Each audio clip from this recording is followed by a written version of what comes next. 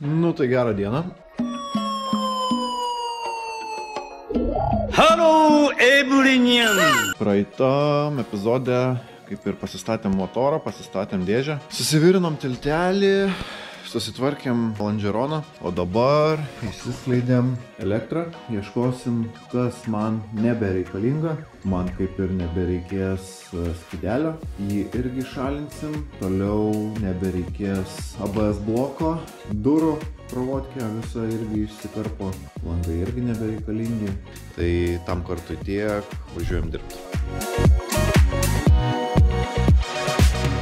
Su duslintuvu yra tokie įdomesni reikalai, čia iš tikrųjų nenufilmavau, kaip bandėm pritaikyti kolikus. Šitie kolikai nuo SL-o, čia nupjoviau kraštą, bandžiau įkišt ir pamatėm, kad yra šūdas. Man jie kaip ir nebetinka, sąlyginai kaip ir sugadinau vieną kolektorių. Ir naudosim originalius. Kolektorius jie atrodo va taip. Planšus nusipjoviau, nes darysim bibendus, o dabar planas prasivest kūrą. Tai su kūru biškiai įdomesni reikalai, kadangi eis išmetimas per dugno tiek kairę, tiek dešinę pusės, tai mum negali būti kūras šalia išmetimo. Nu, nežinau, šiaip gal ir gali, bet aš to nenoriu. Tai tiesiog turėjau sugalvoti planą, kaip išvengti šito dalyko. Tai turiu va tokį kuro reguliatorių. Nėra jisai iš brangiųjų, bet savo funkciją atliks. Planas jį prisitvirtinti turbūt kažkur čia. Tada turim kuro filtrą.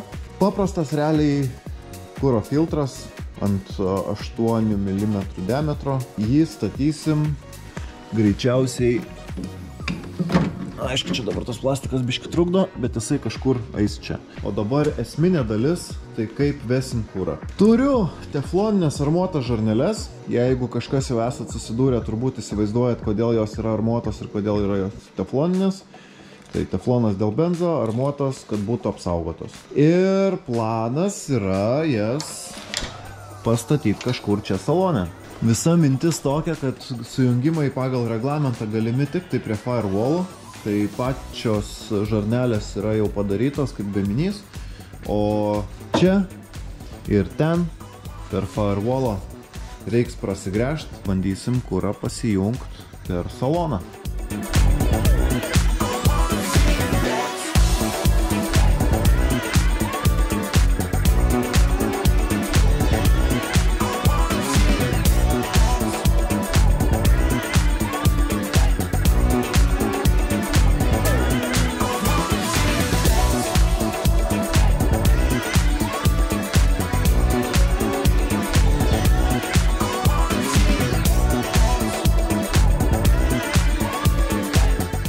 Praeitą dieną dirbom su čiampu prie kuro sistemos pravedinėjimo. Šiandien parsivežiau perdarytą kuro siurblį, kuris eis į baką. Tai va, originali kuro siurblio dėtuvė su kuro matavimu bake, bet siurblys matom visiškai kitoks, čia dar kažkokį žymėjimą užrašė.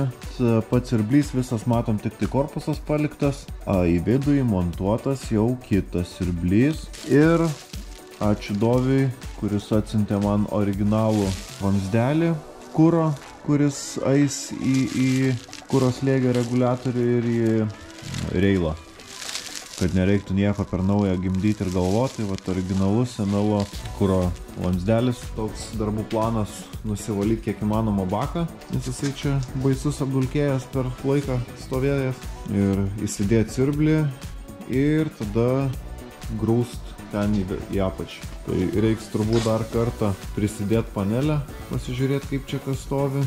Tai va, tiek žinių, tam kartui einam tada statyti siurblį į baką.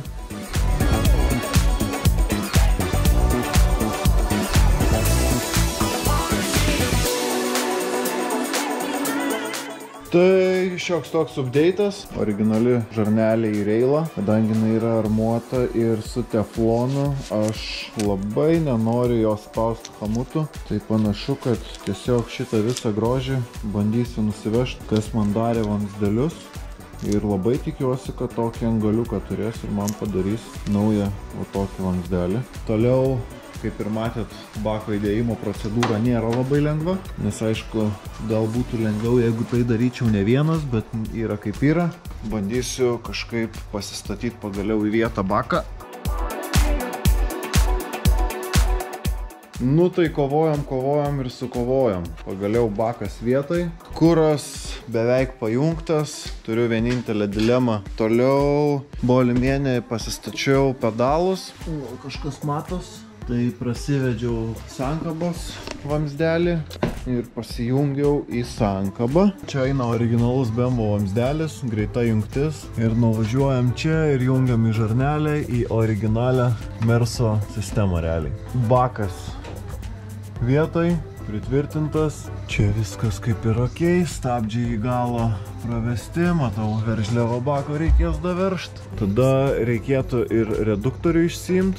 3.15 mums kaip ir nebetiks. Reikės kažkokio kitokio, panašu, kad į 2.46. Realiai tai turbūt gal ir nuo čia kolikus ir iki kažkur šitos vietos miniosim bintų. Išmetimo, kad kuo mažiau čia tos šilumos atidavinėtų. Dar vienintelė turbūt dilema likus vairo stiprintuvas. Mes turim tiesiog plikų žarnų. Čia kažkur statysim išsiplėtimo skysčio bakelį. Nu ir reiks galvot su išaušinimu kažką. Rytoj važiuoju visgi pas Pošką, kad jis man padėtų elektrą susikarpyti, ką man reikia. Dar Bemso biški provotkės reikia dasijungti. Tiek tam kartui.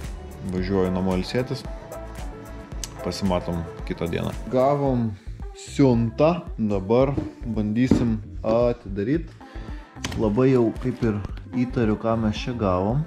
Ogi turim. O, ką mes čia turim. Stabdžių cilindriukas. Vilvudas. Ir geras klausimas, 0625 ir dar vienas 07. Tai va, priekinis stabdžių cilindriukas, galinis stabdžių cilindriukas. Tai labai ačiū Das Performance chebrai, nes parašiau, ko reikia, turėjo sandėly ir iš karto tą pačią dieną turbūt išsiuntė, tai šiandien iš karto gavom. Jeigu reikės, kas susijęs su performanciniam dalim, stabdžių cilindriukai, visa kita, drąsiai kreipkitės, labai smagus ir malonus kolektyvas. Kaip jau galit numanyti, kad stabdžių puslės pas mane neliks, jau gal ir esu minėjęs, tai tiek žinių. Keliamės į kitą kadrą.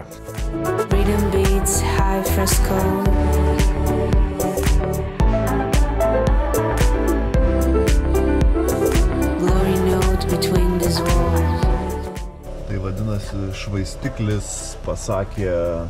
Viso gero. Jeigu kam nors reikia M113 užkalusio su 4 cilindro švaistikliu linkusiu, tai greičiausiai mes jį turim. Nu, važiuojam. Kur? Vai. Karočią tavo vožtuvai viskas gražiai juda, karomislai juda, bet tas garsas ken. Rodo, kad švaistiklis iškrypęs kaip mano stuburas. Iškus, nuo variklio. Šiandien reikaliukai tokie, kad bandysiu guldyti visą provodkę į mašiną. Kadangi turėjom biškį veiklos su šiuo modeliu, iš mano story turbūt jau matėt, kad motor šaden radom problema, kad įjungus degimą, kompas visą laiką palieka vieno cilindro atidarytą purkštuką. Tai tokiu atveju, kiek siurblys sukelia slėgio, tai visą slėgį numeta purkštukas į cilindrą. Kūrimo atveju galimas hidrosmūgis arba išplautas pilnai cilindras. O dabar kompą išsiuntėm atgal į Klaipėdą peržiūrėjimui, nes labai panašu, kad kompo klaida. Tik tai tiek, kad nespėta susižiūrėti, kad vyksta negeri dalykai su pačiu motoru. Tai šiandien planas toks, bandysim susidėti visą provodkę. Tarp kitko turbūt nerodžiau, kad jau parvažiavo kardanas. Tai kardanas beveik kaip ir vietoj, prie dėžės viskas pritvirtinta. Tai iš tikrųjų nesuku kardano, nes vis dar neturiu pavarų perjungimo oboliuko, kad galėčiau pasijungti račiagą. Šiuo metu Svarbiausia viską susirinkti ir pasileisti, kad mes apskritai galėtume pabandyti užkurti motorą. Einam dirbti ir bandysim suguldyti visą provodkę.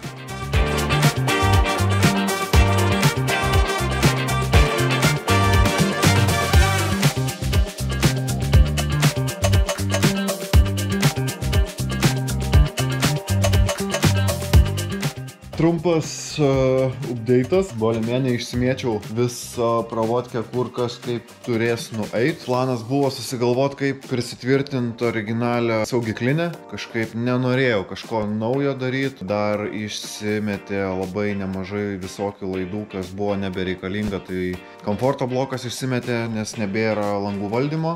Tada durų fiškės išsimetė, kur visi iš komforto bloko ateinantis laidai buvo. ABS bloko visas laidynas išsimetė. Bus įdomu pažiūrėti, kaip atrodys klasteris, nes pas Tautvį, kadangi pilnai pravodkė daryta nuo nulio ir naujai, tai jau kaip atsimenat, rodžiau, kaip ten kiek tų tumblerių, o aš visgi lieku prie originalios spinelės. Iš viso bus 3 tumbleriai. Tai bus masės išjungėjas, ventiliatorius ir planšetės maitinimas. O daugiau viskas originaliose vietose. Pasikonsultavus su Andrium Poška, kadangi originali posūkio rankenėlė turi borto kompiuterį, o kadangi mes neturim borto kompo, tai šitas mygtukas bus avarinis. Tik tai aišku vienintelis minusas, kad nelieka originalaus skydelio, tai mes nematysim, kada su posūkiu važiuojam. Bet, sakant, manau, kas nors pamirksės ir parodys, kad išsijung posūkį. Aišku, šita dalis atrodo pakol kas kraupiai, bet nėra to, ko nesusitvarkytume. Tiek žinių, važiuojam toliau dirbti.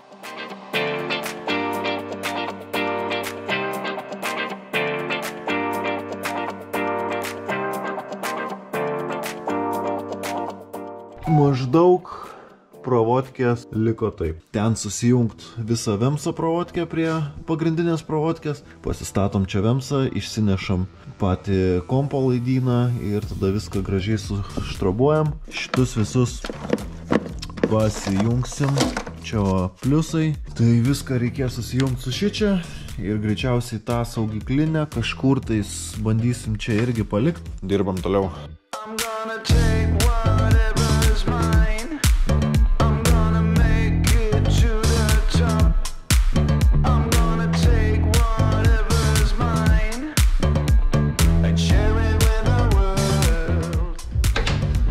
Ką tu?